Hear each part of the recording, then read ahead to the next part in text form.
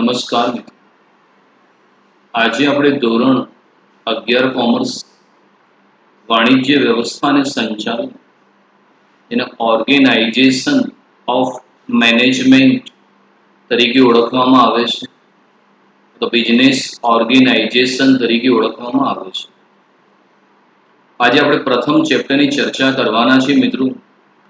ધંધાનું સ્વરૂપ, હેતુ અને કાર્યક્ષેત્ર, nature, purpose and scope of business. તો આજે ખૂબ જ અગત્યની આપણે ચર્ચા કરીશું.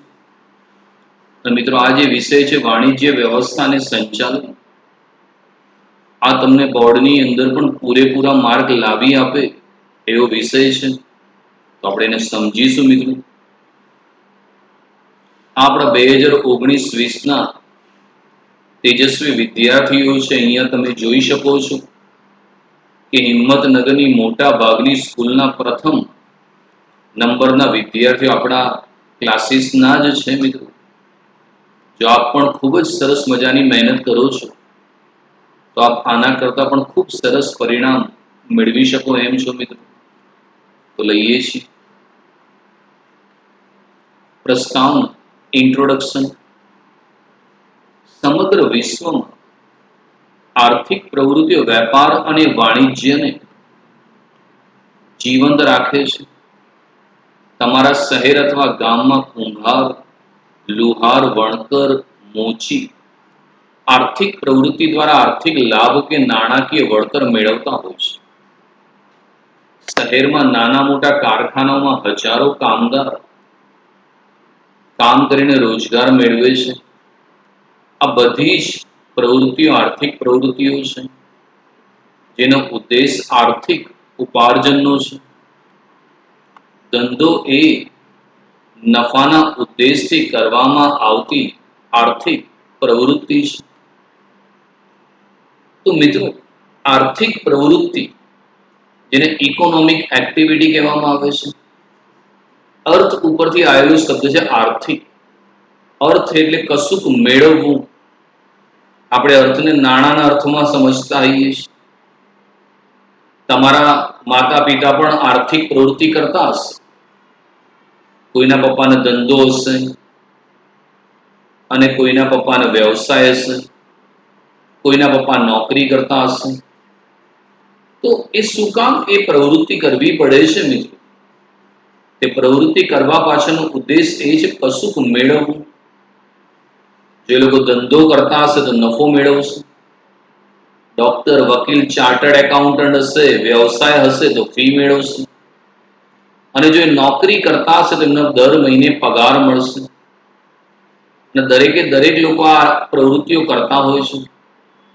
આપણી આજુબાજુમાં કોઈ દરજી હોય તો કપડાં સીવીને આવક કમાતો હોય, કોઈ મિસ્ત્રી હોય તો ફર્નિચર કામ કરીને આવક મેળવે છે, લુહાર છે તો બારી બારણા જાપા બનાવીને એ રોજગારી મેળવી લે છે, વણકર છે તો એ કાપડ બનાવીને રોજગારી કરે છે, જે મોચી છે બૂટ ચંપલ સીવીને રોજગારી મેળવે છે. આ દરેકે દરેક વ્યક્તિ જે પ્રવૃત્તિ કરે છે એની પાછળ કંઈક લાભ કે નાણાકીય વળતર મેળવવાનો ઉદ્દેશ હોય છે. એટલા માટે દરેકે દરેક પ્રવૃત્તિ કરે છે. આજે હું તમને ભણાવી રહ્યો છું એ પણ એક પ્રકારની આર્થિક પ્રવૃત્તિ છે. હું તમને ટ્યુશન આપીને બદલામાં ફીસ સ્વરૂપે આવક મેળવીશ તો એ મારી પણ આર્થિક પ્રવૃત્તિ કહેવાય. તમે તમારા ઘરની આજુબાજુ નાની નાની દુકાનોમાં લોકોને કામ કરતા જુઓ છો કે કારખાનાઓમાં હજારો લાખોની સંખ્યામાં મજૂરો કામ કરીને રોજગારી મેળવે છે. આ બધી જ પ્રવૃત્તિઓ મિત્રો આર્થિક પ્રવૃત્તિઓ છે, જેનો ઉદ્દેશ આર્થિક ઉપાર્જન. આર્થિક ઉપાર્જન એટલે પૈસા કમાવા, નાણાં કમાવાનું છે મિત્રો.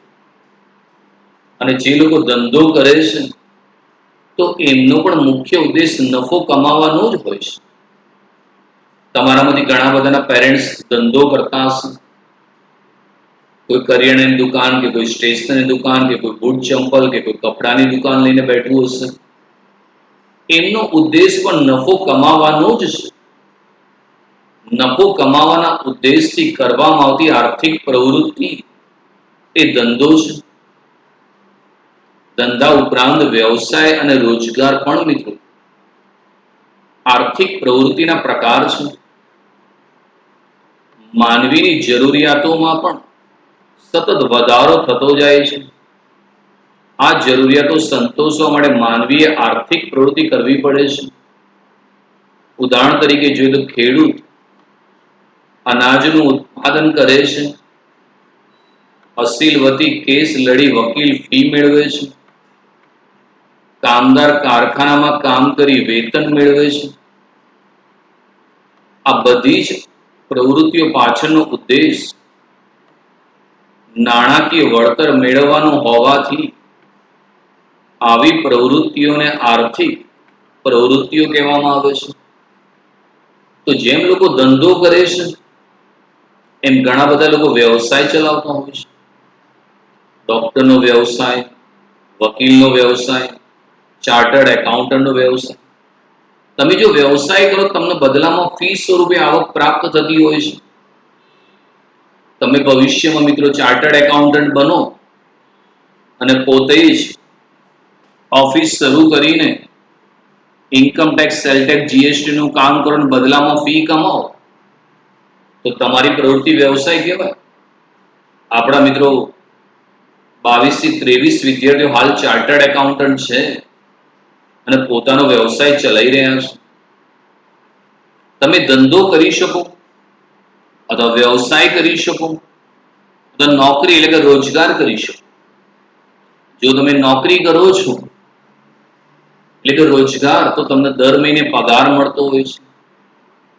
માનવી શું કામ સતત પ્રવૃત્તિ કરે છે તેનું મુખ્ય કારણ છે કે માનવીની જરૂરિયાત છે.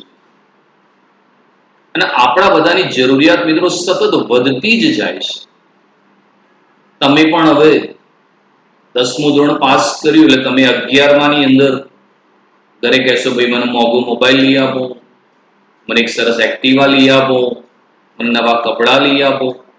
માણસની જરૂરિયાત મિત્રો સતત વધતી જાય છે. હવે આપણી કોઈ જરૂરિયાત સંતોષવી હોય તો એના માટે પૈસા જોઈએ અને પૈસા કમાવા માટે તમારે આર્થિક પ્રવૃત્તિ કરવી પડશે. જો તમે આર્થિક પ્રવૃત્તિ કરશો તો જ નાણાં આવશે. તમારા પપ્પા કાં તો ધંધો કરતા હશે અથવા વ્યવસાય કરતા હશે અથવા નોકરી કરતા હશે તો તમારા ઘરમાં આવક આવે છે અને એ આવકમાંથી તમારા ઘરની જરૂરિયાતો સંતોષાય છે.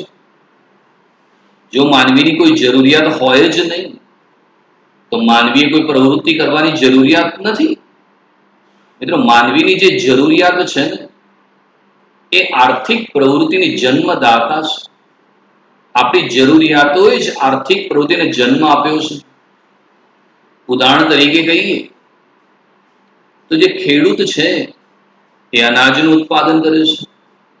ખેડૂત અનાજનું ઉત્પાદન કરે, એ અનાજ બીજાને વેચે છે, માર્કેટમાં વેચે છે, બદલામાં એને આવક મળશે અને એ આવકમાંથી એ પોતાના ઘરની જરૂરિયાતો સંતોષશે. એના ઘરના બાળકો માટે જે જોશે, કપડાં જોશે, વીજળીની જરૂરિયાત છે એ છે, પેટ્રોલ જોશે, ખાતર બિયારણ લાવવું પડશે. કોઈ વકીલ છે મિત્રો તે પોતાનો જે અસીલ છે ક્લાયન્ટ વધી કેસ લડશે ને બદલામાં ફી મેળવશે અને એ ફી દ્વારા એને જે આવક થશે એમાં પોતાના ઘરની જરૂરિયાત સંતોષશે. તમારામાંથી પણ કોઈના પેરેન્ટ્સ વકીલ હશે તો એ વકીલ પોતાના ક્લાયન્ટને પોતાની સેવાનો લાભ આપે ને બદલામાં ફી મેળવે છે. ભારતમાં હજારો લાખો કામદારો કારખાનામાં મજૂરી કરે છે અને બદલામાં વેતન મેળવે છે. તો કેમ એ મજૂર કે કામદાર કામ કરે છે? કારણ કે એ કામદાર કે મજૂરને પણ પોતાના ઘરની જરૂરિયાત છે તો એ કામ કરીને બદલામાં વેતન મેળવે છે. મિત્રો આ બધી જ પ્રવૃત્તિઓ પાછળનો ઉદ્દેશ જે છે એ નાણાકીય વળતર મેળવવાનો હોવાથી આવી પ્રવૃત્તિને આર્થિક પ્રવૃત્તિ કહે છે. મિત્રો કંઈ પણ મેળવવા માટે તમે જે પ્રવૃત્તિ કરો છો આર્થિક પ્રવૃત્તિ છે મિત્રો, તો જરૂરિયાત સંતોષવાના હેતુસર માનવી દ્વારા અર્થ ઉપાર્જન માટે થતી જે પ્રવૃત્તિ છે એને આર્થિક પ્રવૃત્તિ તરીકે ઓળખવામાં આવે છે. તો હવે આપણે આગળ જોઈએ.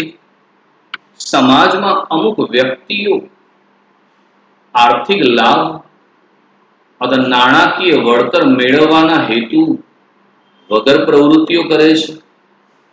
દાખલા તરીકે સમાજ સેવક સમાજ સેવાના ઉદ્દેશથી કામ કરે છે. કોઈ ડોક્ટર સમાજ સેવાના ઉદ્દેશથી પ્રેરાઈને મફત તબીબી સેવા આપે તો તેના માટે બિન આર્થિક પ્રવૃત્તિ કહેવાય. બિન આર્થિક પ્રવૃત્તિમાં આર્થિક લાભ, નાણાકીય વળતર અથવા આર્થિક ઉપાર્જનનો ઉદ્દેશ હોતો નથી. મિત્રો, સમાજની અંદર ઘણા લોકો એવા છે કે કશું પણ મેળવ્યા વગર પોતાની પ્રવૃત્તિઓ કરતા હોય છે. એમને કોઈ લાભ કે નાણાકીય વળતર મેળવવાનો હેતુ નથી. તો જે પ્રવૃત્તિ કશુંક મેળવવા માટે થતી નથી એ બિન આર્થિક છે. તમારી મમ્મી જે તમે ભૂખ્યા હો ત્યારે તમને જમવાનું બનાવી આપે છે, માતા પોતાના બાળકોનો ઉછેર કરે છે, ત્યાં એને કંઈ પણ મેળવવાની અપેક્ષા નથી. તે બિન આર્થિક પ્રવૃત્તિ છે. તમને ભૂખ લાગી છે અને તમે હોટેલ કે રેસ્ટોરન્ટમાં કે કોઈ લારી પર ખાવા જાઓ છો, તે તમને વસ્તુ આપીને એને કંઈક મેળવવું છે, એટલે એની પ્રવૃત્તિ આર્થિક કહેવાય. પણ તમને ભૂખ લાગે ને તમે મમ્મીને કહો કે મમ્મી મને ભૂખ લાગી છે, તો તમારી મમ્મી તમને ખાવાનું બનાવી આપશે, પણ બદલામાં એને કશું પણ મેળવવાની અપેક્ષા નથી. તે બિન આર્થિક પ્રવૃત્તિ છે. એક શિક્ષક સ્કૂલમાં ભણાવે છે, તો શિક્ષક સ્કૂલમાં ભણાવીને બદલામાં પગાર મેળવશે તો એની પ્રવૃત્તિ આર્થિક કહેવાય. પણ એ શિક્ષક પોતાના ઘરે પોતાના બાળકને જ્યારે ભણાવશે તો કશું પણ મેળવવાની અપેક્ષા નથી, તો ત્યાં એ બિન આર્થિક પ્રવૃત્તિ છે. આપણા દેશમાં ઘણા બધા લોકો સમાજ સેવા કરતા હોય છે. તો સમાજ સેવા તમે કરો છો, કશું પણ મેળવવાનો ઉદ્દેશ નથી, તો તમારી પ્રવૃત્તિ બિન આર્થિક છે. કોઈ ડોક્ટર છે મિત્રો, એ ડોક્ટર દવાખાનાની અંદર પોતાના દર્દી ને સેવાનો લાભ આપીને બદલામાં ફી મેળવે તો એ આર્થિક પ્રવૃત્તિ કહેવાય. પણ માની લો કે કોઈ ડોક્ટર છે સમાજ સેવાના ઉદ્દેશથી પ્રેરાઈને મફતમાં તબીબી સેવા આપે તો એ બિન આર્થિક પ્રવૃત્તિ કહેવાય. બિન આર્થિક પ્રવૃત્તિમાં આર્થિક લાભ, નાણાકીય વળતર અથવા આર્થિક ઉપાર્જનનો ઉદ્દેશ હોતો નથી. અહીંયા કશું મેળવવાનો ઉદ્દેશ નથી મિત્રો. હું તમને ટ્યુશન આપીને ફી મેળવું તો મારી પ્રવૃત્તિ આર્થિક કહેવાય. પણ હું માનું કે તમને મફતમાં શિક્ષણ આપું, કંઈ મેળવું નહીં, તો મારી પ્રવૃત્તિ બિન આર્થિક પ્રવૃત્તિ કહેવાય.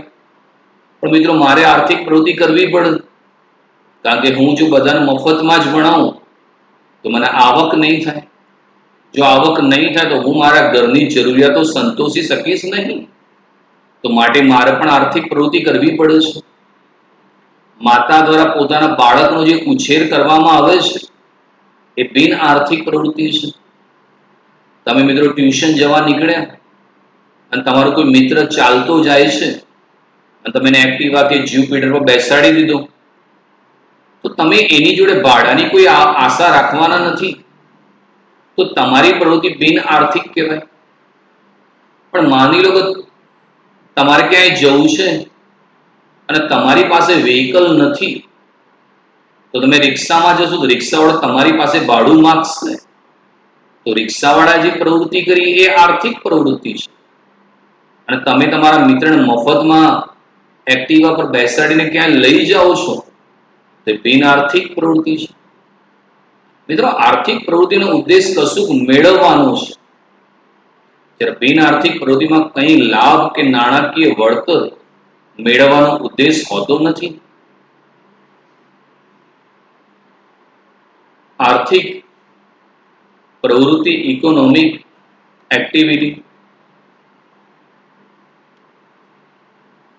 आर्थिक लाभ કે નાણાકીય વળતર મેળવવાના હેતુથી કરવામાં આવતી પ્રવૃત્તિ એટલે આર્થિક પ્રવૃત્તિ છે.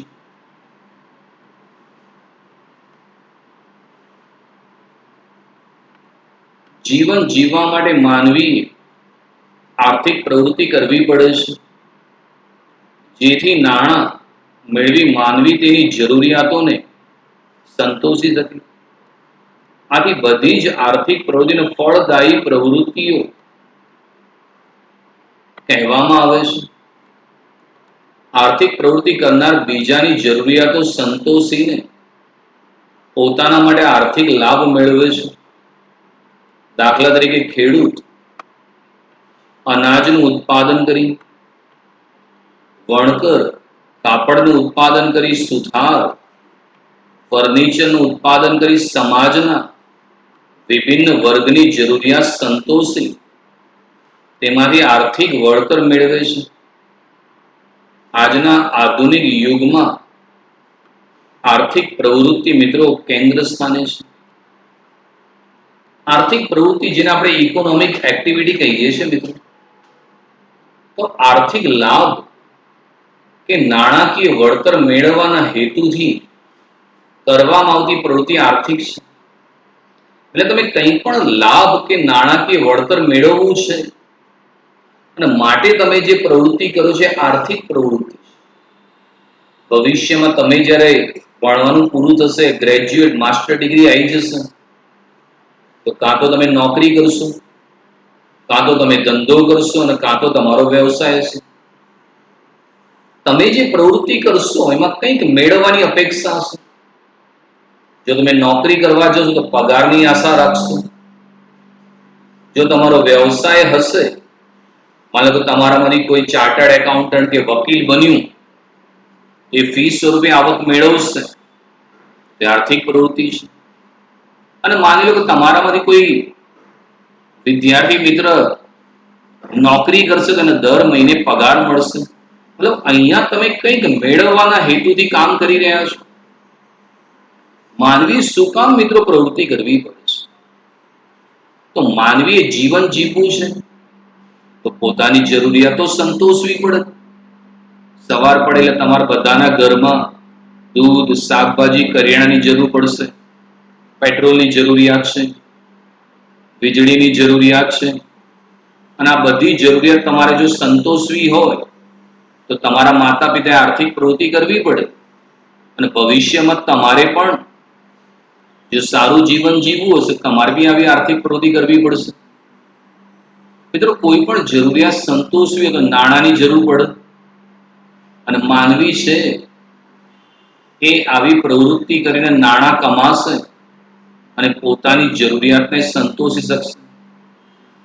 આથી જ બધી જે આર્થિક પ્રવૃત્તિઓ છે એને ફળદાયી પ્રવૃત્તિ તરીકે ઓળખવામાં આવે છે. કારણ કે આ પ્રવૃત્તિ કર્યા પછી તમે આવક મેળવી શકો છો. આર્થિક પ્રવૃત્તિ કરનાર બીજાની જરૂરિયાતો સંતોષીને પોતાના માટે આર્થિક લાભ મેળવે છે. એટલે તમે બીજાની જે જરૂરિયાતો છે એને સંતોષો છો અને બદલામાં પોતાના માટે આર્થિક લાભ મેળવો છો. દાખલા તરીકે ખેડૂત અનાજનું ઉત્પાદન કરે છે, તો ખેડૂત અનાજનું ઉત્પાદન કરે છે, એ બજારમાં વેચે છે અને બદલામાં આવક મેળવે છે અને એમાંથી પોતાની જરૂરિયાત સંતોષે છે.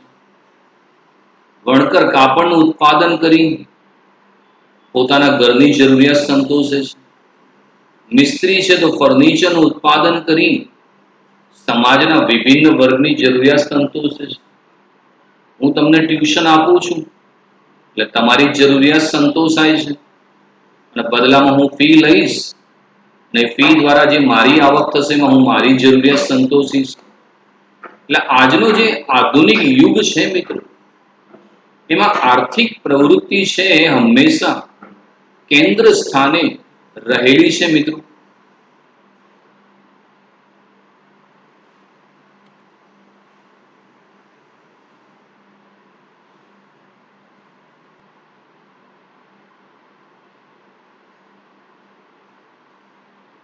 હવે આપણે લઈએ છીએ મિત્રો બિન આર્થિક પ્રવૃત્તિ, નોન ઇકોનોમિક એક્ટિવિટી.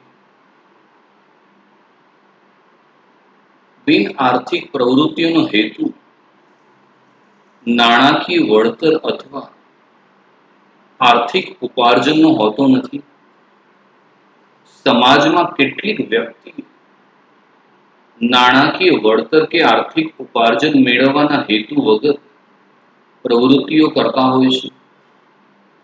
દાખલા તરીકે સમાજ સેવક દ્વારા થતી સમાજ સેવાની પ્રવૃત્તિ, માતા દ્વારા પોતાના બાળકોને ઉછેરવાની પ્રવૃત્તિ, કોમી એકતા માટે પ્રચાર કરતા કાર્યકરની પ્રવૃત્તિ, ભૂકંપ અને સુનામી જેવી કુદરતી હોનારત સમયે અસરગ્રસ્તોને રાહત છાવણીઓમાં સેવા આપતા કાર્યકરોની પ્રવૃત્તિઓ વગેરેને બિન આર્થિક પ્રવૃત્તિઓ કહી શકાય.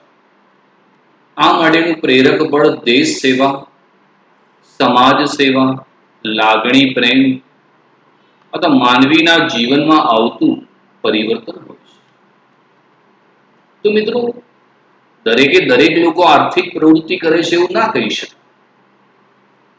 જે પ્રવૃત્તિનો હેતુ કશુંક મેળવવાનો નથી, આર્થિક ઉપાર્જનનો હોતો નથી, એને બિન આર્થિક પ્રવૃત્તિ કહે છે.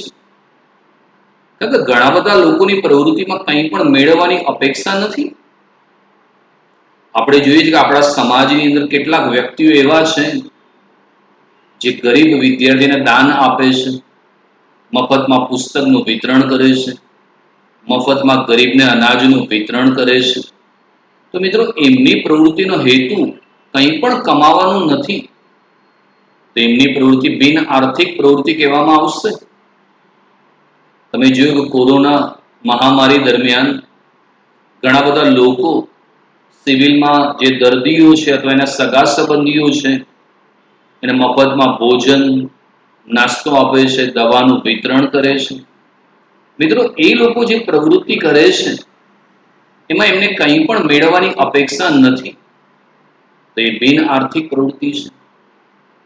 આપણા સમાજની અંદર ઘણા કોઈ સમાજ સેવક મફતમાં સમાજની અંદર સેવા આપતા હોય તો એ બિન આર્થિક પ્રવૃત્તિ છે. મિત્રો, તમારી માતા દ્વારા તમારો જે ઉછેર કરવામાં આવ્યો, તમને સારા સંસ્કારનું સિંચન કરવામાં આવ્યું, તમે જ્યારે જે જોઈએ ત્યારે વસ્તુ તમારી મમ્મી તમને આપે છે, બદલામાં એને કંઈ પણ મેળવવાની અપેક્ષા નથી, તો એની પ્રવૃત્તિ બિન આર્થિક છે. ઘણા લોકો કોમી એકતા માટે પ્રચાર કરે છે, કેમ કે આપણા દેશમાં ધર્મને લગતા ઝઘડાઓ બહુ છે, તો બધા ધર્મની યુનિટી થાય, એકતા થાય માટે પ્રવૃત્તિ કરે, બિન આર્થિક છે. મિત્રો, 26મી જાન્યુઆરી 2001 દરમિયાન જ્યારે ગુજરાતમાં ભૂકંપ આવ્યો તો ઘણા સમાજ સેવી સંસ્થાઓએ જે અસરગ્રસ્ત હતા એને મફતમાં દવા, અનાજનું વિતરણ કર્યું હતું, ભોજનની વ્યવસ્થા કરી હતી. તે બિન આર્થિક છે.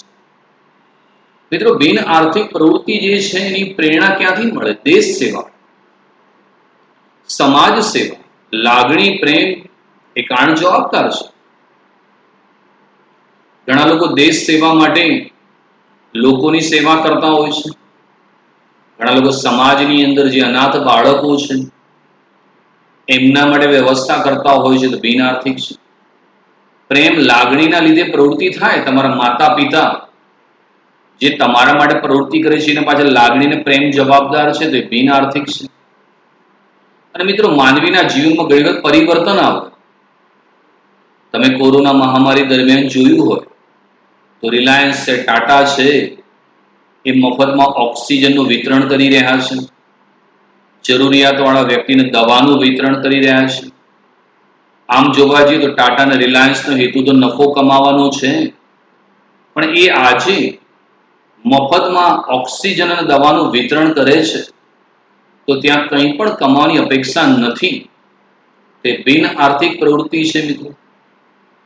શિક્ષક છે એ સ્કૂલમાં ભણાઈને પગાર મેળવે તો એની પ્રવૃત્તિ આર્થિક કહેવાય. પણ એ જ શિક્ષક ઘરે પોતાના બાળકને ભણાવે છે તો કંઈ પણ મેળવવાની અપેક્ષા નથી, તો એ બિન આર્થિક પ્રવૃત્તિ છે મિત્રો. એ બિન આર્થિક થઈ ગઈ. ડોક્ટર છે એ દવાખાનામાં દવા આપીને ફી મેળવે તો એ આર્થિક પ્રવૃત્તિ છે.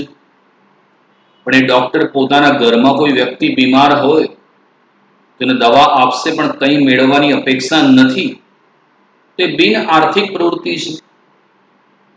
તો આ રીતે આર્થિક અને બિન આર્થિક વચ્ચે ફરક છે મિત્રો. આર્થિક પ્રવૃત્તિમાં તમારે કંઈક મેળવવાની અપેક્ષા હોય છે, જ્યારે બિન આર્થિક પ્રવૃત્તિમાં તમારે કંઈ પણ મેળવવાની અપેક્ષા હોતી નથી.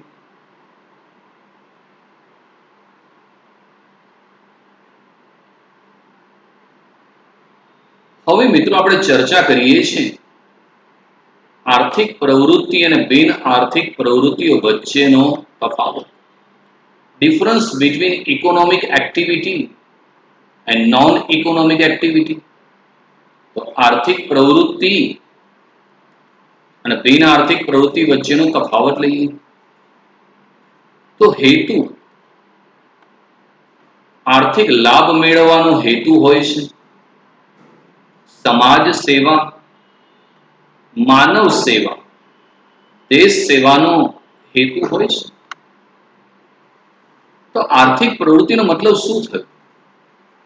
જે પ્રવૃત્તિનો હેતુ કંઈક નાણાકીય લાભ કે આર્થિક વળતર મેળવવાનો હોય એ આર્થિક પ્રવૃત્તિ છે. કશુંક મેળવવું છે મિત્રો, તો એ પ્રવૃત્તિ આર્થિક છે. હું આજે ટ્યુશન કરાવું છું તો બદલામાં ફી મેળવવાની અપેક્ષા રાખીશ તો મારી પ્રવૃત્તિ આર્થિક પ્રવૃત્તિ કહેવાય, કેમ કે લાભ મેળવવાનો હેતુ છે. અને જે પ્રવૃત્તિ છે એનો ઉદ્દેશ સમાજના લોકોની સેવાનો રહેલો છે, માનવ સેવાનો છે, દેશ સેવાનો છે, તો એ બિન આર્થિક પ્રવૃત્તિ છે.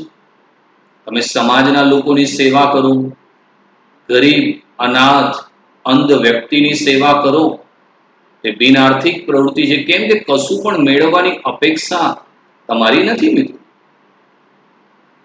બીજું, અપેક્ષા, નફો, પગાર, ફી અને મહત્તમ સંપત્તિ મેળવવાની અપેક્ષા રહેલી છે. દેશ સેવા, સમાજ સેવાની અપેક્ષા હોય છે. મિત્રો, જે પણ વ્યક્તિ આર્થિક પ્રવૃત્તિ કરે છે કંઈક અપેક્ષા રાખે છે. જે લોકો ધંધો કરે છે એ નફાની અપેક્ષા રાખે છે. તમારામાંથી ઘણા બધાના પપ્પા ધંધો કરતા હશે તો નફાની આશા રાખશે. જે લોકો નોકરી કરતા હશે દર મહિને પગારની આશા રાખશે. જે વ્યવસાય ચલાવતા હશે, ડોક્ટર, વકીલ, ચાર્ટર્ડ એકાઉન્ટન્ટ, એ ફીની આશા રાખશે. ઉપરાંત મહત્તમ સંપત્તિ મેળવવાની અપેક્ષા. નાની દુકાન હોય તો એમાંથી મોટી દુકાન બને, મોટો શોરૂમ બને, અલગ અલગ જગ્યાએ નવી નવી બ્રાન્ચ ખુલે એવી અપેક્ષા હોય. અહીંયા આર્થિક પ્રવૃત્તિમાં આવી અપેક્ષા માણસ રાખે છે. જેમ કે મારો વ્યવસાય છે ટ્યુશન ક્લાસીસ, તો હું ફીની આશા રાખું છું. જ્યારે જે બિન આર્થિક પ્રવૃત્તિ છે એમાં દેશ સેવા અને સમાજ સેવાની મિત્રો અપેક્ષા રહેલી છે. પ્રકારની વાત કરીએ, ધંધો, વ્યવસાય અને રોજગાર ત્રણ મુખ્ય પ્રકારો છે, કોઈ પ્રકાર નથી.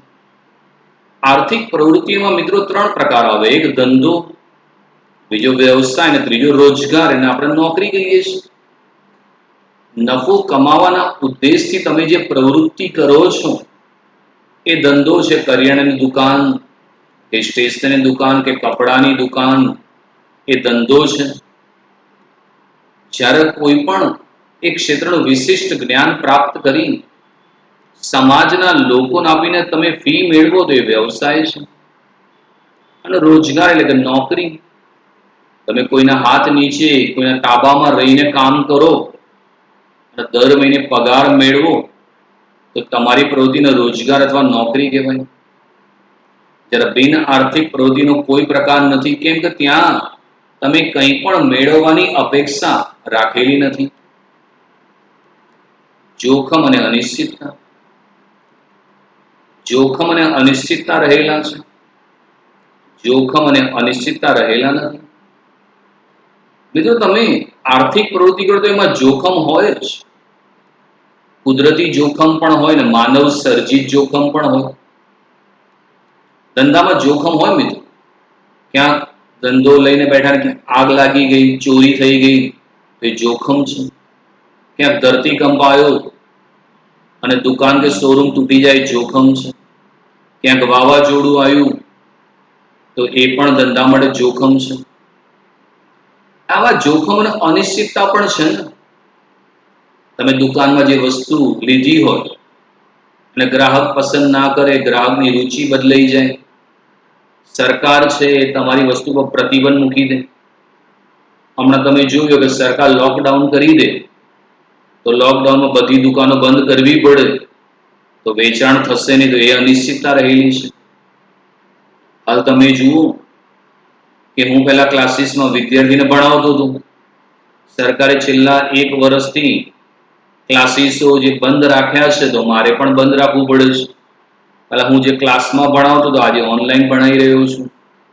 તો આવી અનિશ્ચિતતા આર્થિક પ્રવૃત્તિમાં હોય જ મિત્રો. તમે નોકરી કરતા હોય, ફેક્ટરી બંધ થઈ જાય, દુકાન બંધ થઈ જાય, તમને નોકરીમાંથી છૂટાઈ કરી દે, તો આવી અનિશ્ચિતતાઓ રહેલી છે. જોખમ અને અનિશ્ચિતતા રહેલા નથી. મિત્રો, બિન આર્થિક પ્રવૃત્તિમાં કોઈ જોખમ નથી, કારણ કે તમે કંઈ મેળવવાની આશા રાખતા જ નથી, તો કોઈ જોખમ હોય જ નહીં ને. કોઈ મફતમાં તમે ખવડાવતા હોય તેમાં કંઈ જોખમ કે અનિશ્ચિતતા રહેલી નથી. તો જે પ્રવૃત્તિનો ઉદ્દેશ આર્થિક લાભ મેળવવાનો હોય એ આર્થિક પ્રવૃત્તિ છે, અને જે પ્રવૃત્તિનો ઉદ્દેશ આર્થિક લાભ મેળવવાનો નથી એ બિન આર્થિક છે. તમે સમાજ સેવા, માનવ સેવા, દેશ સેવા માટે કામ કરો છો. આર્થિક પ્રવૃત્તિમાં તમે નફો, પગાર કે ફીની આશા રાખો છો. બિન આર્થિક પ્રવૃત્તિમાં દેશ સેવા, સમાજ સેવાની અપેક્ષા હોય છે. આર્થિક પ્રવૃત્તિના 3 પ્રકાર છે: ધંધો, વ્યવસાય અને નોકરી. બિન આર્થિક પ્રવૃત્તિના કોઈ પ્રકાર નથી. આર્થિક પ્રવૃત્તિમાં કેટલાક જોખમો જોડે અનિશ્ચિતતા રહેલી છે, જ્યારે બિન આર્થિક પ્રવૃત્તિમાં કોઈ જોખમ ને અનિશ્ચિતતા રહેલા નથી.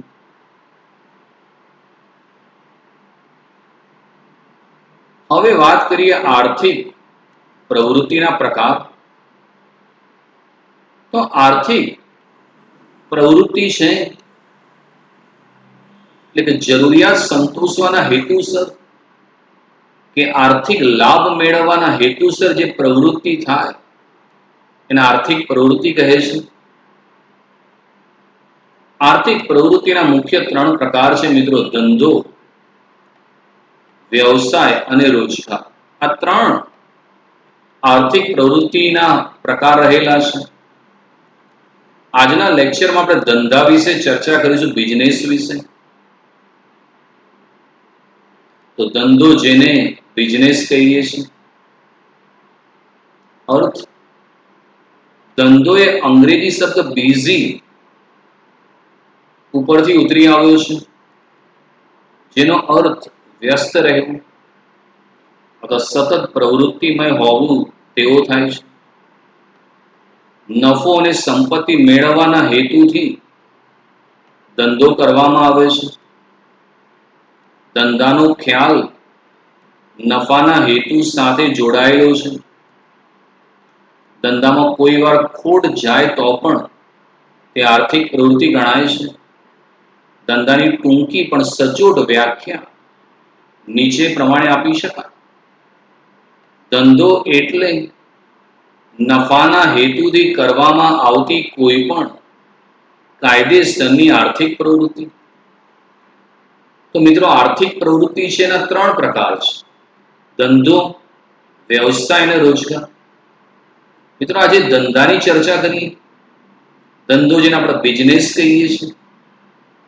એકચ્યુઅલી આજે બિઝનેસ શબ્દ તમે જેને કહો છો એ અંગ્રેજી શબ્દ બિઝી ઉપરથી ઉતરી આવેલો શબ્દ છે બિઝનેસ. બિઝીનો અર્થ થાય વ્યસ્ત રહેવું અથવા સતત પ્રવૃત્તિમય હોવું એવું થાય છે. મિત્રો, નફો કમાવાના હેતુથી કરવામાં આવતી કોઈ પણ કાયદેસરની આર્થિક પ્રવૃત્તિ એ ધંધો છે. અહીંયા નફો કમાવાનો હેતુ છે, કશુંક મેળવવાનો હેતુ છે. વ્યક્તિ છે એ ધંધો કરીને નફો કમાય છે. વસ્તુની જે પડતર કિંમત છે એના કરતા વધુ કિંમતે વસ્તુ વેચે અને નફો કમાય છે. મેં આ મોબાઈલ ખરીદ્યો, તો હવે મોબાઈલ જ્યાંથી ખરીદ્યો એને આ મોબાઈલ મને વેચીને નફો કમાયો હશે. એને શું કર્યું હશે કે દાખલા કે 10,000 મોબાઈલ ખરીદ્યો હશે, તો મને એને 11,000 વેચ્યો હશે કે 12,000 વેચ્યો હશે અને બદલામાં એને નફો કમાયો હશે. તમારી પડતર કિંમત છે એના કરતા વધુ કિંમતે વસ્તુ તમે વેચો તો બદલામાં તમે નફો કમાશો. કરિયાણાનો વેપારી હોય કે બૂટ ચંપલનો વેપારી હોય કે કટલરીનો વેપારી હોય, એ બધા ધંધો કરે છે, પણ એમનો મુખ્ય હેતુ નફો કમાવાનો છે. બીજું, તમારી પ્રવૃત્તિ કાયદેસરની હોવી જોઈએ. મતલબ જેને સરકાર છૂટ આપે એ પ્રવૃત્તિ એ કાયદેસરની પ્રવૃત્તિ છે મિત્રો.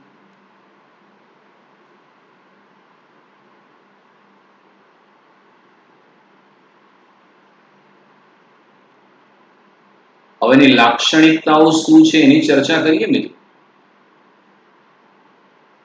તો પહેલું છે મિત્રો નફાનો હેતુ. ધંધાનો મૂળભૂત હેતુ આર્થિક પ્રવૃત્તિઓ દ્વારા નફો મેળવવાનો હોય છે. ધંધામાં નફો મળતો બંધ થાય તો ધંધો પણ બંધ થવાની નોબત આવે છે. ધંધાનું અસ્તિત્વ ચાલુ રાખવા માટે નફો અનિવાર્ય છે. વસ્તુની પડતર કિંમત કરતા વધુ કિંમતે વેચવામાં આવે એટલે નફો થયો કહેવાય. ધંધાની કાર્યક્ષમતા અને નફાના માપદંડથી માપવામાં આવે છે. નફો એ ધંધાની પારાશીશી છે. નફાનો હેતુ. કોઈ પણ વ્યક્તિ મિત્રો જ્યારે ધંધો કરે છે એનો મુખ્ય હેતુ નફો કમાવાનો જ હોય છે. દરેક હોય મિત્રો, ઉત્પાદક હોય કે વેપારી હોય, એ નફો કમાવા માટે જ કામકાજ કરે છે.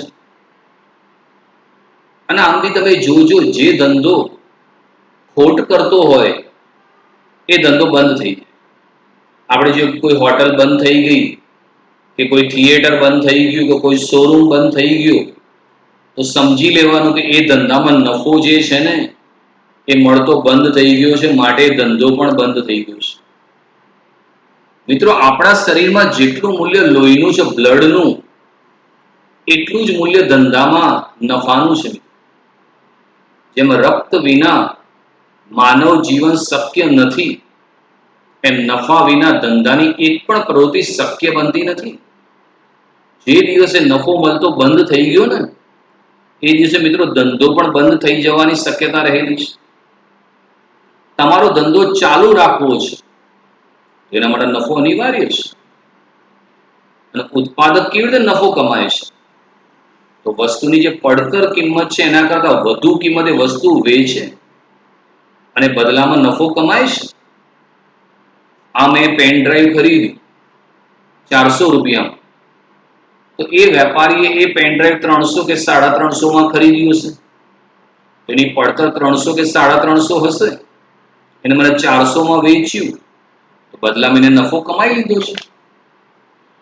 જેમ વિદ્યાર્થી ભણતો હોય એની કાર્યક્ષમતા તમારે જાણવી તેના માર્ક અને ટકાના આધારે જાણી શકાય, એમ ધંધાની જે કાર્યક્ષમતા છે એનો માપદંડ પણ નફો રહેલો છે. નફો એ ધંધાની પારાશીશી છે મિત્રો. કારણ કે નફા દ્વારા જ ધંધાની કાર્યક્ષમતા તમે જાણી શકો છો. કારણ કે નફો એ રક્ત સમાન છે મિત્રો. તમારે રિલાયન્સ, ટાટા, બિરલા ઘણી કંપનીઓ છે. કઈ કંપની સરસ છે જાણવું હોય તો નફાના આધારે તમે જાણી શકો. કે કયો ધંધો સરસ રીતે કામ કરી રહ્યો છે મિત્રો. તો કોઈ પણ ધંધો છે એનો મુખ્ય હેતુ મિત્રો નફાનો હોય છે. બીજું વસ્તુ અને સેવાનો વિનિમય. વસ્તુ અને સેવાનું ઉત્પાદન કરી અથવા ખરીદીને તેનું વેચાણ કરવામાં આવે એટલે વસ્તુ અને સેવાનો વિનિમય થાય છે. ધંધામાં વસ્તુ અને સેવાનો વિનિમય સંકળાયેલો હોય છે. વસ્તુમાં ભૌતિક સ્વરૂપની અને સેવામાં અદ્રશ્ય કે અભૌતિક સેવાઓનો વિનિમય થાય છે. ઇલેક્ટ્રોનિક સાધનોનું ઉત્પાદન કરતી કંપની ભૌતિક વસ્તુઓનો વિનિમય કરે છે, જ્યારે વિદ્યુત સેવા પૂરી પાડતી કંપની સેવાનો વિનિમય કરે છે. બીજું મિત્રો, ધંધામાં વસ્તુ અથવા સેવાનો વિનિમય થાય. વિનિમય એટલે વેચાણ, ખરીદ વેચાણ થાય છે. ઘણા ઉત્પાદકો જે વસ્તુનું ઉત્પાદન કરીને વેચાણ કરે છે, જેમ કે પાર્લેજી બિસ્કિટ છે, તે બિસ્કિટનું ઉત્પાદન કરીને વેચાણ કરે છે અને બદલામાં નફો કમાય છે. તો કોઈ કરિયાણાનો વેપારી છે, એ પાર્લે કંપનીમાંથી બિસ્કિટ લાવશે અને પછી ગ્રાહકને વેચીને નફો કમાશે. વિનિમય બે રીતનો હોય, વસ્તુનો પણ વિનિમય હોય અને સેવાનો પણ વિનિમય હોય. વસ્તુ જે ભૌતિક સ્વરૂપની હોય, વસ્તુને તમે જોઈ શકો એનો વિનિમય થાય. હવે આ મોબાઈલ મેં જેસી ઇલેક્ટ્રોનિક્સમાંથી ખરીદ્યો, તો આ મોબાઈલને તમે જોઈ શકો છો.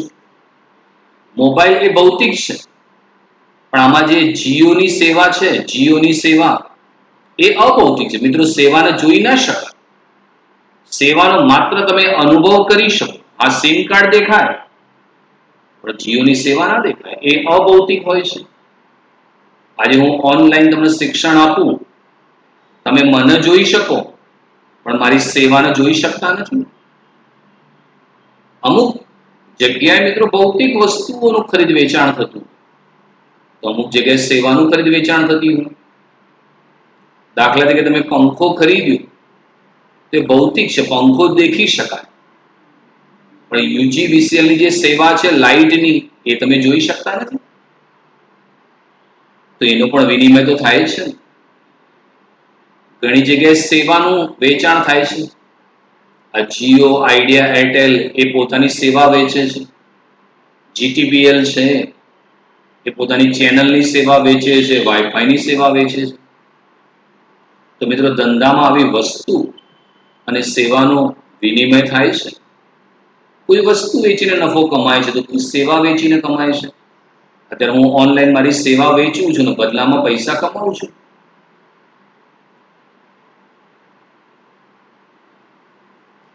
ત્રીજું છે જોખમ અને અનિશ્ચિત. ધંધામાં જોખમ અને વળતરની અનિશ્ચિતતાનું તત્વ રહેલું છે. આગ, અકસ્માત, કર્મચારી હડતાલ, હુલ્લડ, લૂંટફાટ, ચોરી, ગ્રાહકોની પસંદગીમાં ફેરફાર, માંગમાં ઘટાડો, લોકોની જીવનશૈલી, રુચિ કે વગેરેમાં ફેરફાર, હરીફાઈ, ટેકનોલોજીમાં પરિવર્તન જેવા માનવ સર્જિત જોખમો રહેલા છે. સુનામી, ધરતીકંપ, વાવાઝોડું જેવા કુદરતી જોખમો રહેલા છે. આ જોખમો ધંધાની આવક ઉપર વિપરીત અસર કરે છે. વિવિધ પ્રકારના જોખમના કારણે ધંધામાં મળતું વળતર અનિશ્ચિત બને છે. ધંધાનો હેતુ નફો હોવા છતાં જોખમના કારણે કોઈક વાર ધંધામાં નુકસાન પણ જાય છે. મિત્રો, દરેક ધંધો લઈને બેઠા તો એમાં જોખમ અને અનિશ્ચિતતાનું તત્વ રહેલું છે. જોખમો મિત્રો બે પ્રકારના હોય. કેટલાક જોખમો માનવ સર્જિત હોય. કોઈ દુકાનમાં તમારી આગ લગાવી દે, કે તમારી વસ્તુ આવતી હોય ટ્રકનો અકસ્માત થઈ જાય, તમારી ફેક્ટરીઓના મજૂરો હડતાલ પર ઉતરી જાય, દુકાનમાં ચોરી થઈ જાય, કોઈ લૂંટફાટ કરી દે, તમે જે દુકાનમાં માલ રાખ્યો છે લોકો એને પસંદ ના કરે, લોકોની જીવનશૈલી બદલાઈ જાય. આ બધી મિત્રો અનિશ્ચિતતાઓ રહેલી છે. તમે ઘણી વખત જોશો તો ગ્રાહક તમારી વસ્તુ પસંદ ના કરે. પહેલા લોકો કાપડની ખરીદી કરતા હતા, અને દરજી જોડે સીવડાવવા જતા હતા. આજે ગ્રાહકની પસંદગીમાં ફેરફાર થઈ ગયો. તમે જ કહો, તો તમે બધા રેડીમેડ જ ખરીદી કરો છો. બધા રેડીમેડ ખરીદી કરશે તો કાપડની દુકાનમાં કોણ જશે? તો આ બધા જોખમો છે. ક્યાંક હરીફાઈ આવી જાય, તમારી દુકાનની આજુબાજુ બીજા એ જ દુકાન લઈને આવે તો તમારા વેચાણનો ફરક પડે. ક્યાંક ટેકનોલોજી બદલાઈ જાય. તમે પેલા 3G મોબાઈલ ચાલતા હતા, પણ જેવું 4G આવી ગયું તો 3G ના મોબાઈલનું વેચાણ ઘટી ગયું. આ બધા મિત્રો જોખમ તો તમારે ઉઠાવવા જ પડે. કેટલાક જોખમો કુદરતી બી હોય. સુનામી છે, ધરતીકંપ છે, વાવાઝોડા, બધા કુદરતી જોખમ છે મિત્રો. ક્યાંક ધરતીકંપના કારણે તમારી દુકાન કે શોરૂમ તૂટી જાય એવું બને. ક્યાંક વાવાઝોડામાં તમારો ધંધો નાશ પામે એ પણ બની રહ્યું છે. અને આ જે જોખમો છે એની અસર ધંધાની આવક પર રહેલી છે. એને કારણે તમારા ધંધાનું વળતર અનિશ્ચિત થાય. તમે ધંધામાં કેટલો નફો મળશે ચોક્કસ ના કહી શકો. એકાએક વેચાણ વધી પણ જાય અથવા ઘટી પણ જાય. દાખલા તરીકે પહેલા હોટલો વાળા ખૂબ નફો કમાતા હતા, પણ કોરોનામાં સરકારે હોટલ બંધ કરાવી દીધી, કે થિયેટર બંધ કરાવી દીધા, કે વોટર પાર્ક બંધ કરાયા, તો અત્યારે એમનો નફો ઘટી ગયો. તો જુઓ કેટલું અનિશ્ચિત વળતર છે મિત્રો. અને ઘણી વાર મિત્રો એવું કોઈ બને કે તમારા ધંધાનો હેતુ નફો કમાવાનો હોય, પણ જોખમના કારણે તમે નુકસાન કરો એ પણ શક્ય છે ને. અત્યારે ભારતમાં બધા મલ્ટીપ્લેક્સ થિયેટરો, પાર્ટી પ્લોટ વાળા બધા નુકસાન કરી રહ્યા છે. તો સરકાર ખોલવા નહીં દે તો એમને નુકસાન સહન કરવું પડશે. દૃષ્ટિગુણનું સર્જન વસ્તુ અથવા સેવાની ઉપયોગિતા દ્વારા તેનો વપરાશ કરનારને સંતોષ આપવો એટલે દૃષ્ટિગુણનું સર્જન. સ્વરૂપ, સ્થળ અને સમય એમ 3 રીતે તુષ્ટિગુણનું સર્જન થાય છે. કાચા માલનું તૈયાર માલમાં રૂપાંતર થાય, તેને વપરાશ યોગ્ય બનાવવામાં આવે એટલે સ્વરૂપ તુષ્ટિગુણ. માલના ઉત્પાદકના સ્થળેથી ઉપભોક્તાના સ્થળ સુધી લઈ જવામાં આવે એટલે સ્થળ તુષ્ટિગુણ. માલની જરૂરિયાત ન હોય ત્યારે તેનો સંગ્રહ કરી જરૂરિયાતના સમય પૂરો પાડવામાં આવે ત્યારે સમય તુષ્ટિગુણનું સર્જન થાય છે. તુષ્ટિગુણ, તુષ્ટિ એટલે સંતોષ. ધંધા દ્વારા મિત્રો જે વસ્તુ અને સેવાનું ઉત્પાદન થાય છે, ગ્રાહક તે વસ્તુનો ઉપયોગ કરીને સંતોષ પ્રાપ્ત કરે છે. ધંધો છે ને એ તુષ્ટિગુણનું મિત્રો હંમેશા સર્જન કરે છે. તમને ભૂખ લાગી હોય અને તમે હોટલમાં ગયા તો તમને ખાવાનું આપીને તમને સંતોષ આપશે. તમારે ભણવું છે, તમે સ્ટેશનરી દુકાનમાં ગયા, તમને ચોપડી કે ગાઈડ આપી, તમને સંતોષ પ્રાપ્ત થશે. 3 પ્રકારના તુષ્ટિગુણનું સર્જન થાય. પહેલું એ છે કે કાચો માલ છે એનું તૈયાર માલમાં રૂપાંતર થાય, તેને સ્વરૂપ તુષ્ટિગુણ કહેવાય. કારણ કે કાચો માલ તૈયાર માલમાં આવેલા એનું આખું સ્વરૂપ બદલાઈ જાય. દાખલા કે મેદો હોય, પણ એ મેદામાંથી બ્રેડ કે પાઉં બનાવવામાં આવે તો એનું આખું સ્વરૂપ બદલાઈ જશે. શેરડીમાંથી ખાંડ કે ગોળ બનાવવામાં આવે તો સ્વરૂપ બદલાઈ જશે. લાકડામાંથી ફર્નિચર બનાવવામાં આવે તો સ્વરૂપ બદલાઈ જશે. એ સ્વરૂપ તુષ્ટિગુણનું સર્જન થાય છે. માલના ઉત્પાદન સ્થળેથી ઉપભોક્તાના સ્થળ સુધી લઈ જવામાં આવે સ્થળ તુષ્ટિગુણ. મિત્રો ઉત્પાદન અલગ જગ્યાએ થતું હોય, પણ ગ્રાહકના ઘર સુધી લઈ જવામાં આવે તો સ્થળ તુષ્ટિગુણ છે. આજે એમેઝોન, ફ્લિપકાર્ટ, સ્નેપડીલ એ ગ્રાહકને ઘેર બેઠા હોમ ડિલિવરી આપે છે. વિચારો, મેં આ પેન ડ્રાઈવ ઓનલાઈન મંગાવ્યું, એ ઉત્પાદન ક્યાં થતું હશે ને હું ક્યાં છું, તો મને ઘેર બેઠા વસ્તુ પ્રાપ્ત થઈ ગઈ. તો આવા તુષ્ટિગુણનું સર્જન થાય છે. બીજું સમય તુષ્ટિગુણ છે. માલની જરૂરિયાત ન હોય ત્યારે એનો સંગ્રહ કરવામાં આવે અને જરૂરિયાત સમય પૂરું પાડવામાં આવે. કારણ કે અમુક વસ્તુ છે એ અમુક સમયે સંતોષ આપે. તમને શિયાળાની અંદર ફટાકડા આપશે તો એ તુષ્ટિગુણનું સર્જન નહીં થાય. ઉત્તરાયણના દિવસે તમને ફટાકડા આપવામાં આવે તો એ જરૂરિયાતનું સર્જન નહીં થાય.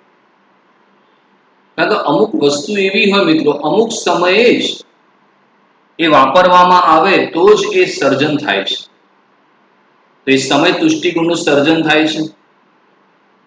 હોળીની અંદર પિચકારી કે કલર વેચો તો તુષ્ટિગુણનું સર્જન થાય, પણ પછી બીજા મોસમમાં તમે પિચકારી આપશો તો તુષ્ટિગુણનું સર્જન નહીં થાય. હું હાલ તમને પતંગ અને દોરા આપીશ તો એ તમારી જરૂરિયાતનું સર્જન નહીં કરે. પ્રવૃત્તિનું સાતત્ય,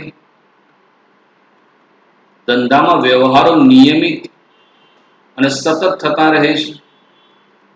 ધંધો એ સતત રીતે ચાલતી આર્થિક પ્રવૃત્તિ છે. વેપારી નફાના આશયથી ખરીદ વેચાણની સતત પ્રવૃત્તિ કરે છે. પરંતુ ઉત્પાદક કે વેપારી પોતાના રહેવા માટે મકાન બનાવે, ત્યારબાદ મકાનના વેચાણથી નફો મેળવે તો તેને ધંધો ન કહેવાય. કારણ કે તેના માટે મકાનની લે વેચ એ નિયમિત કે સતત પ્રવૃત્તિ નથી. મિત્રો, ધંધાની અંદર તમારી જે પ્રવૃત્તિ છે હંમેશા નિયમિત અને સતત રહેવી જોઈએ.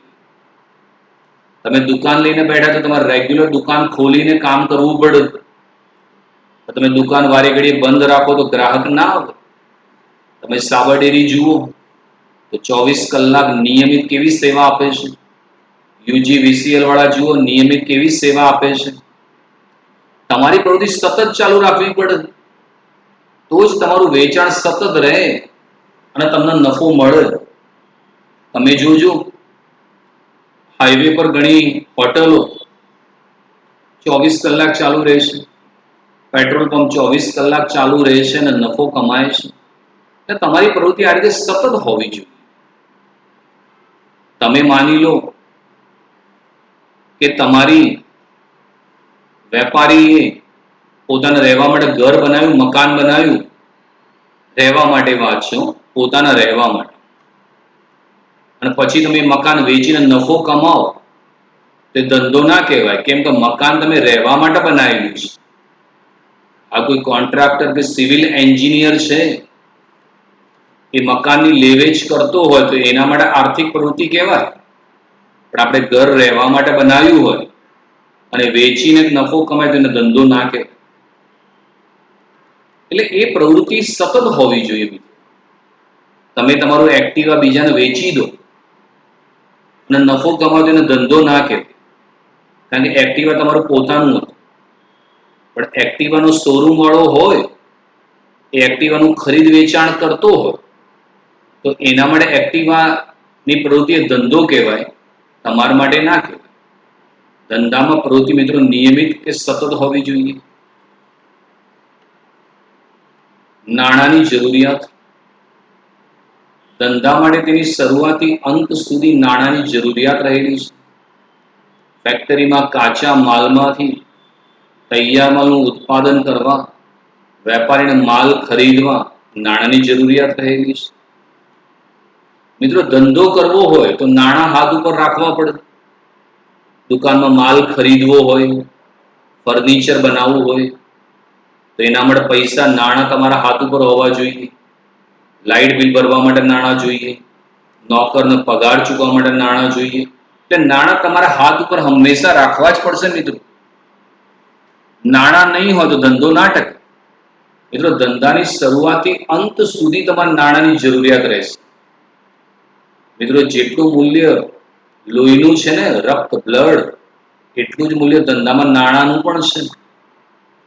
કોઈની ફેક્ટરી હોય તો એને કાચો માલ ખરીદવો છે તો નાણાં જોશે. તૈયાર માલનું ઉત્પાદન કરીને ટ્રાન્સપોર્ટમાં મોકલવા માટે નાણાં જોશે. એને કાચો માલ ખરીદવા માટે નાણાં જોશે. ધંધા માટે નાણાંની જરૂરિયાત સતત જોશે. તમારી પાસે નાણાં વધુ હશે તો મોટો ધંધો થશે. તમારી પાસે નાણાં ઓછા હશે તો તમારો ધંધો નાનો હશે. જેની જોડે પૈસા ઓછા છે નાણાં ઓછા એ નાની કરિયાણા દુકાન ચલાવે છે, જ્યાં રિલાયન્સ બિગ બજાર જોડે નાણાં વધુ છે તો મોટો શોરૂમ બનાવીને વસ્તુ વેચે છે. આર્થિક પ્રવૃત્તિ, ધંધો એ નાણાંના ઉપાર્જન દ્વારા નફો મેળવવાના હેતુથી કરવામાં આવતી આર્થિક પ્રવૃત્તિનો એક ભાગ છે. ધંધો પણ મિત્રો એક આર્થિક પ્રવૃત્તિ જ છે, કારણ કે કોઈ પણ વ્યક્તિ જ્યારે ધંધો કરે છે તો એકમાત્ર ઉદ્દેશ એનો નફો કમાવાનો જ હોય છે. વસ્તુની જે પડતર કિંમત છે એના કરતા વધુ કિંમતે વસ્તુ વેચીને નફો કમાય છે. તો ધંધો એ પણ મિત્રો એક આર્થિક પ્રવૃત્તિનો જ એક અગત્યનો ભાગ છે. તો આજના લેક્ચરની અંદર આપણે આર્થિક પ્રવૃત્તિ, બિનઆર્થિક પ્રવૃત્તિ સમજ્યા. ધંધો છે એના અર્થ અને લક્ષણો વિશેની આપણે ચર્ચા કરી મિત્રો. આ બધું સરસ મજાનું ચોપડામાં લખીને જો તૈયાર કરી દેવામાં આવે તો ફાયદો થશે. ધંધાની લાક્ષણિકતાઓમાં નફાનો હેતુ, વસ્તુ અને સેવાઓનું વિનિમય, જોખમ અને અનિશ્ચિતતા, પુષ્ટિગુણનું સર્જન, પ્રવૃત્તિનું સાતત્ય, નાણાંની જરૂરિયાત, આર્થિક પ્રવૃત્તિ. તો આજે મિત્રો આપણે ખૂબ જ અગત્યની ચર્ચા કરી છે મિત્રો. મને આશા છે કે તમને આ ખૂબ પસંદ આવશે મિત્રો. તમે પણ સરસ રીતે ચોપડામાં લખીને મિત્રો તૈયાર કરી નાખજો. Thank you very much.